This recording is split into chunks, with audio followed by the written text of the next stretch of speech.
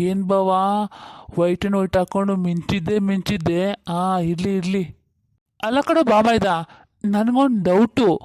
ಈ ಮನೆ ನಂದ ಅಥವಾ ನಿಂದ ಅಂತ. ಯಾಕೆ ಬಾಬಾ ನಿನಗೆ ಈ ಥರ ಅನುಮಾನ ಇವಾಗ ಬಂದಿದೆಯಲ್ಲ? ಮತ್ತೆ ನೀನು ಏನು ಫುಲ್ಲು ಮಿಂಚಿಂಗು. ನಮಗಿಂತಲೂ ನಿಮ್ಮದೇ ಬಟ್ಟೆ ಸೂಪರ್ ಆಗಿದೆಯಪ್ಪ. ಕಳ್ಳನ ಮಗ ಕಣೋ ನೀನು. ಅಲ್ಲಿ ನೋಡ್ಬೇಕಾದ್ರೆ ನಂಗೆ ಅದು ಬೇಡ ಬಾವಾ, ಇದು ಬೇಡ ಬಾವಾ ಅಂತಂತಿದ್ದೆ. ಕಡೆಗೂ ಒಳ್ಳೆ ಬಟ್ಟೆ ಎತ್ಕೊಂಡ್ಬಿಟ್ಟಿದ್ದೀರ ನೀನು. ಸುಮ್ಮನಿರ್ ಬಾಬಾ, ನೀನೇನು ಅಂತಿದ್ಯಾ? ಏನ್ರಿ, ಅಣ್ಣ ಕರೆಕ್ಟಾಗಿ ಹೇಳ್ತಾ ಇದ್ದಾರೆ. ನೀವು ಮಾಡೋ ಕೆಲಸ ಎಲ್ಲ ಎಂಥದ್ದೇ.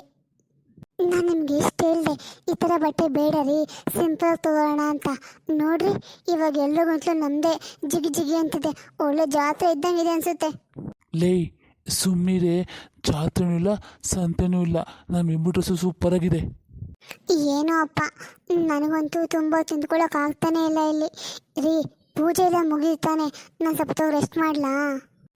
ಧನು, ಮಗು ಇಲ್ಲಮ್ಮ, ಕಾಣಿಸ್ತಾನೆ ಇಲ್ಲ ನೋಡು.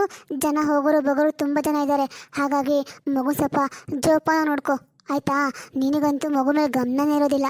ಅಯ್ಯೋ ಅಕ್ಕ, ಹಂಗೇನಿಲ್ಲ ಅಕ್ಕ, ಮಗು ಇಲ್ಲೇ ಎಲ್ಲೋ ಆಟ ಆಡ್ಕೊಂಡಿತ್ತು. ಹಾಂ, ನಾನು ಹೋಗಿ ನೋಡ್ತೀನಿ ರೀ. ಸರಿ ನೋಡುವಂತೆ. ಹೌದು, ಇಲ್ಲಿ ಕುತ್ಕೊಂಡಿದ್ರು ಅಷ್ಟೊಂದು ಜನ, ಎಲ್ಲ ಎಲ್ಲುಂಟೋದ್ರು ಅಂತ. ಅಯ್ಯೋ ಅಕ್ಕ, ಬೆಳಗ್ಗೆ 5 ಗಂಟೆಯಿಂದ ಎಲ್ಲರೂ ಕುತ್ಕೊಂಡಿದ್ದಾರೆ, ಹಾಗಾಗಿ ಕಾಲು ಜೋ ನೋಡ್ಕೊಂಡಿದ್ದಂಗೆ ಆಗಿರಬೇಕು. ಅದಕ್ಕೆ ಎಲ್ಲರೂ ಅಲ್ಲಿ ಇಲ್ಲಿ ಓಡಾಡ್ಕೊಂಡಿದ್ದಾರೆ. ಹೌದು, ಅದು ಸರಿನೇನು. ಪಾಪ ನನಗೂ ಹಂಗೆ ಆಗಿತ್ತು. ಒಂದು ಕಡೆ ನಿದ್ರೆ ಬರ್ತದೆ ತೂಕುಡಿಕೆ, ಇನ್ನೊಂದು ಕಡೆ ಮಂಡಿ ಕಾಲು ನೋವು. ಅಪ್ಪ ದೇವರೇ ಅನ್ಸ್ಬಿಟ್ಟಿದ್ದು ನನಗೆ. ಅದ್ರಲ್ಲಿ ಬೇರೆ ಆ ಪೂಜಾರಿಗಳು ಒಂದೊಂದು ಕತೆ ಹೇಳ್ತಾ ಇದ್ದೆ, ನನಗಂತೂ ಹೆಂಗಿತ್ತು ಗೊತ್ತಾ, ಲಾಲಿ ಆಡತ್ರ ಇತ್ತು ದೇವರೇ. ಹೌದು, ನೆಂಟರಲ್ಲೂ ಊಟಕ್ಕೆ ಹೋಗ್ತಿರ್ತಾನೆ ಅಲ್ಲ, ನಾವೆಲ್ಲ ಇಲ್ಲೇ ಇದ್ದೀವಿ, ಅಲ್ಲಿ ಯಾರೂ ಇಲ್ವೇನಪ್ಪ. ನನ್ನ ತಂಗಿರಿಬ್ರು ಅಲ್ಲೇ ಇಲ್ವಾ? ಅವ್ರು ನೋಡ್ಕೋತಾರೆ ಬಿಡು, ನೀನು ಆರಾಮಾಗಿರು. ಸುಮ್ಮನೆ ಓಡಾಡಿ ಮತ್ತೆ ಸಂಜೆ ಆಗೋಷ್ಟೊಳಗೆ ನಂಗೆ ಮಂಡಿ ಕಾಲು ನೋವು ಅಂತ ಹತ್ಕೊಂಡು ಕೂರ್ಬೇಡ. ಸ್ವಲ್ಪ ಆರಾಮಾಗಿರಿ ಇಲ್ಲೇ, ಆಯಿತಾ? ಹೌದು ಅಕ್ಕ, ಬಾವ ಹೇಳ್ದಂಗೆ ನೀನು ಆರಾಮಾಗಿ ರೆಸ್ಟ್ ಮಾಡು. ಎಲ್ಲೇ ಕಸ ಮಾಡಕ್ಕೆ ನಾವೆಲ್ಲ ಇದ್ದೀವಲ್ಲ, ನೀನಾಗ ಟೆನ್ಷನ್ ತಗೊತೀಯ? ಆರಾಮಾಗಿರು. ಹೌದಪ್ಪ, ಎಲ್ಲ ಬಾರನು ನಿನ್ನ ಮೇಲೆ ಹಾಕ್ಬಿಟ್ಟು ನಾನು ಆರಾಮಾಗಿದ್ದಂಗೆನೆ. ಅಕ್ಕ, ಅದು ಸರಿನೇ, ನೀವು ಕರೆಕ್ಟಾಗಿ ಹೇಳ್ರಿ. ಇವ್ರನ್ನ ನಂಬಿ ಮಾತ್ರ ಯಾವುದೇ ಕಾರಣಕ್ಕೂ ಏನು ಕೆಲಸ ವಹಿಸ್ಬೇಡ್ರಿ. ಇನ್ನೇ ನನ್ನ ಹೆಂಡ್ತಿನ ಶತ್ರುನೇನೆ, ನಮ್ಮ ಅಕ್ಕಂಗೆ ನನ್ನ ಮೇಲೆ ಚಾಡಿ ಹೇಳ್ತೇನೆ ನೀನು? ಆಯ್ತಾಯ್ತು, ಇವಾಗ ಸುಮ್ಮನೆ ನಿಮ್ಮ ಜಗಳನ ಆಮೇಲೆ ಇಟ್ಕೊಳ್ಳೋರಂತೆ. ಅಕ್ಕ, ಒಂದು ಕೆಲಸ ಮಾಡಲಾ, ನಿಂಗೆ ಸ್ವಲ್ಪ ಊಟ ಹಾಕೊಬಂದು ಇಲ್ಲೇ ಕೊಡ್ಲಾ? ಯಾಕೆಂದರೆ ನೀನು ರಾತ್ರಿ ಸರಿಯಾಗಿ ಊಟ ಮಾಡಿಲ್ಲ, ಇವಾಗ ಉಪವಾಸ ಬೇರೆ ಇದೆಯಾ. ಒಂದು ಸ್ವಲ್ಪ ಹಾಕೊಬಂದು ತಿನ್ಬಿಡಿ ಇಲ್ಲೇ. ಬೇಡ ಕಣೆ, ನನ್ನ ಫ್ರೆಂಡ್ಸ್ ಎಲ್ಲ ಬರ್ತಾರೆ, ನಾನು ಅವ್ರ ಜೊತೆಗೆ ಊಟ ಮಾಡ್ತೀನಿ ಇವತ್ತು. ಇವತ್ತು ಅವ್ರ ಗೆಲ್ತಿರೆಲ್ಲ ಬರ್ತಾರೆ, ಅವ್ರ ಜೊತೆ ತುಂಬ ಮಾತುಕತೆ ಎಲ್ಲ ಇರುತ್ತೆ ಮೇಡಮ್ ಅವ್ರದ್ದು. ನಡೀರಿ, ನಾವು ತಿನ್ಕೊಬರೋಣ. ಅಕ್ಕ, ಈ ದೇವ್ರ ಮನೆಯೊಳಗದೆಲ್ಲನೂ ನಿಜವಾಗ್ಲೂ ಬೆಳ್ಳಿ ಸಾಮಾನೇನಾ? ಅಯ್ಯೋ, ಮತ್ತೆ ಅನ್ಕೋಬಿಟ್ಟೆ, ಎಲ್ಲ ಬೆಳ್ಳಿ ಸಾಮಾನೆ.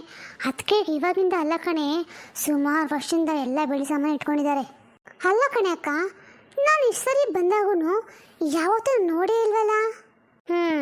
ನಿನಗೆ ಬೆಳ್ಳಿ ಸಾಮಾನು ಎಲ್ಲಿ ಗಮನ ಇರ್ತೈತೆ?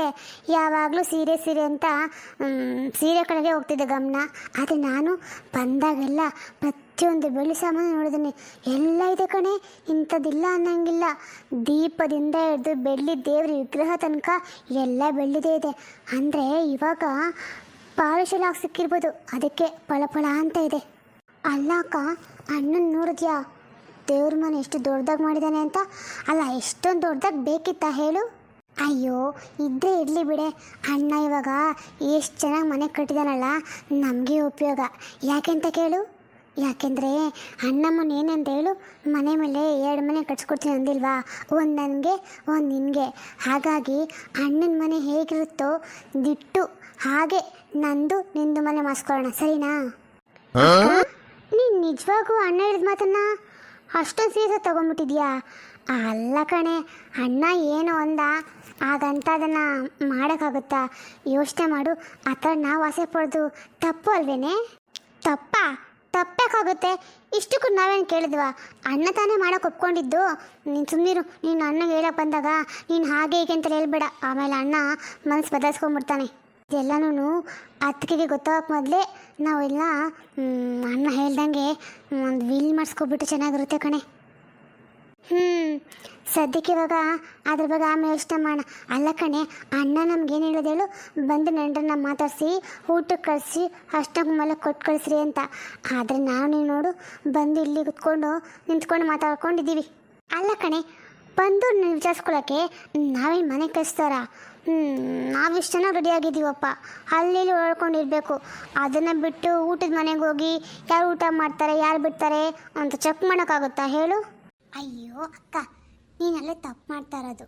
ಇವಾಗ ನಾವು ಈ ನೆಂಟರು ತುಂಬ ಜನ ಬಂದು ಹೋಗ್ತಾ ಇದ್ದಾರೆ, ಅವ್ರ ಮುಂದೆ ನಾವು ಪರಿಚಯ ಹಾಕ್ಬೇಕಂದ್ರೆ ಓಡಾಡ್ಕೊಂಡಿರ್ಬೇಕು. ಆವಾಗ ನೋಡಿದವರು ಓಹೋ ಪರವಾಗಿಲ್ಲ, ಮುರಳಿ ತಂಗಿರು ಇಬ್ರು ಚೆನ್ನಾಗಿ ಓಡ್ಕೊಂಡು ಕೆಲಸ ಮಾಡ್ತಾರೆ, ಅಣ್ಣ ತಂಗಿರು ಚೆನ್ನಾಗಿದ್ದಾರೆ ಅಂತ ನಂಬ್ತಾರೆ.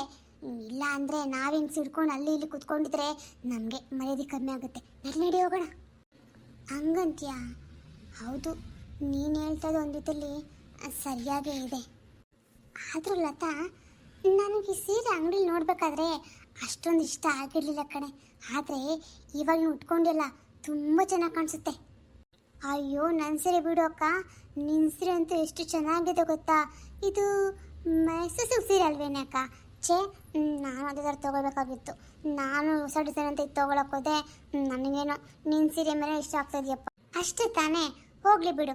ನೆಕ್ಸ್ಟ್ ಯಾವ್ದಾನ ಫಂಕ್ಷನ್ಗೆ ಹೋಗ್ಬೇಕಾದ್ರೆ ಅದಲು ಬದಲು ಮಾಡಿ ಉಟ್ಕೊಂಡ್ರಾಯ್ತು, ಏನಂತೀಯ? ಅಷ್ಟೇ, ಹಾಗೆ ಮಾಡೋಣ ಬಿಡು ಅಕ್ಕ. ಅಕ್ಕ ಹೌದು, ನೀನ್ಯಾಕೆ ಹೂವು ಮುಡ್ಕೊಂಡಿಲ್ಲ? ನಾನಂತೂ ಜುಟ್ಟು ಹಾಕ್ಕೊಂಡಿದ್ದೆ. ಜುಟ್ಟಿಗೆ ಹೂವು ಮುಡ್ಕೊಂಡ್ರೆ ಚೆನ್ನಾಗಿ ಕಾಣಿಸಂತ ಮುಡ್ಕೊಂಡಿಲ್ಲಪ್ಪ, ನೀನ್ಯಾಕೆ ಮುಡ್ಕೊಂಡಿಲ್ಲ? ಅಯ್ಯೋ, ನಾನು ಮುಡ್ಕೋಬೇಕು ಅಂದರೆ ಜಡೆ ಹಾಕ್ಕೊಂಡೆ ಕಣೆ.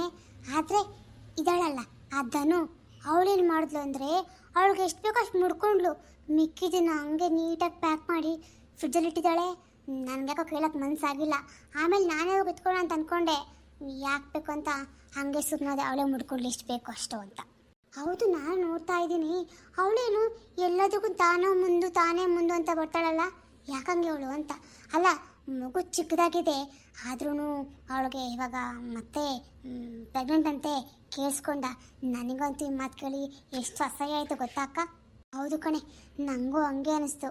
ಏನಪ್ಪ, ಸ್ವಲ್ಪನೂ ಜವಾಬ್ದಾರಿನೇ ಇಲ್ಲ ಅವರಿಬ್ಬರಿಗೆ.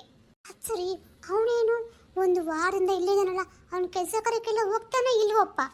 ಪುಕ್ಸಡೆ ಸಿಕ್ತು ಅಂತ ತಿನ್ಕೊಂಡು ಗಂಡ ಹೆಂಡತಿ ಎಲ್ಲನೂ ಇಲ್ಲೇ ಇದ್ಬಿಡೋದಾ? ಅದು ಒಂದು ವಾರದಿಂದ. ನಾವೇನು ನಮ್ಮ ಅಣ್ಣನ ಮನೆ ಒಂದು ಮುಂದೆ ಇದ್ದೀವಪ್ಪ, ಆದರೆ ಅವನೇ ಬಂದಿರಬೇಕು. ಸದ್ಯಕ್ಕೆ ಹೋಗಿ ಏನು ಕೇಳೋದು ಬೇಡ, ಆಮೇಲೆ ಎಲ್ಲ ವಿಚಾರಿಸ್ಕೊಳ್ಳೋಣ. ಅಕ್ಕ, ಅಣ್ಣ ಬರೋಕ್ಕೆ ಮೊದಲು ನಾವು ಊಟದ ಹತ್ರ ಹೋಗೋಣ ನಡಿ, ಇಲ್ಲಾಂದರೆ ಇವರಿಬ್ಬರು ಎಲ್ಲೋದ್ರಪ್ಪ ಅಂತ ಅಣ್ಣ ಹುಡ್ಕಾಡಿ ಬೈಗಿತಾನೆ. ಸರಿ ಬಾ. ಓ ಮುನಿಯಮ್ಮನಜ್ಜಿ ಅಂತೂ ಇಂತೂ ಬಂದ್ರಳ, ನೀವೆಲ್ಲಿ ಬರೋದೇ ಇಲ್ಲ ಅಂತ ಅನ್ಕೊಬಿಟ್ಟಿದ್ದೆ. ಒಳ್ಳೆ ಕೆಲಸ ಆಯಿತು, ಬನ್ರಿ. ರಾಧಾ, ನಿಮ್ಮ ಮನೆಯೆಲ್ಲ ಒಂದು ರೌಂಡ್ ಹಾಕೊಂಡು ಬರ್ತೀವಪ್ಪ. ನಾನು ನಮ್ಮ ಯಜಮಾನ್ರು ಇಬ್ಬರು ಎಷ್ಟು ಚೆನ್ನಾಗಿ ಕಟ್ಟಿದ್ದೀರ ಮನೆ ಅಂದರೆ ತುಂಬ ಚೆನ್ನಾಗಿದೆ. ನನಗಂತೂ ತುಂಬ ಖುಷಿ ಆಯ್ತು ನೋಡಮ್ಮ. ಹೌದಮ್ಮ, ಮನೆ ಅಂತೂ ತುಂಬ ಚೆನ್ನಾಗಿದೆ. ಮನೆ ಒಂದೇ ಅಲ್ಲ, ಊಟನೂ ಅಷ್ಟೇ ತುಂಬ ಚೆನ್ನಾಗಿದೆ. ಅಂದಂಗೆ ಹೆಣ್ಣು ಯಾವ ಊರು? ಎಣ್ಣ ಅಲ್ಲ ರೀ, ಹೆಣ್ಣಿನ ಮಗ ಕೇಳೋಕ್ಕಿದೇನು? ನಾವು ಮದುವೆ ಮನೆಗೆ ಬಂದಿದ್ದೀವ, ಇದು ಗೃಹ ಪ್ರವೇಶ ರೀ. ಅಯ್ಯೋ ಕರ್ಮ. ಏನು ಇದು ಗೃಹ ಪ್ರವೇಶನ? ಅದಕ್ಕೆ ಇಷ್ಟೊಂದು ಅಲಂಕಾರ ಮಾಡಿದ್ರ ಮನೆಗೆ? ನೀನು ಬೆಳಗ್ಗೆ ಮದುವೆಗೆ ಅಂದಿಯಲ್ಲೇ? ಕರ್ಮ, ನಾನೆಲ್ರಿ ಹಂಗಂದೆ? ನಾನು ಹೇಳಿದ ಗೃಹ ಪ್ರವೇಶ ಅಂತಾನೆ. ಅಯ್ಯೋ ನಿಮ್ಮ ಮರ್ಗುಳಿ. ಅಯ್ಯೋ ರಾಧಾ ಬೇಡಮ್ಮ, ಅವ್ರ ಮರ್ಗುಳಿ ಯಾವಾಗೂ ಇದ್ದೇ ಇದ್ದಿದ್ದು.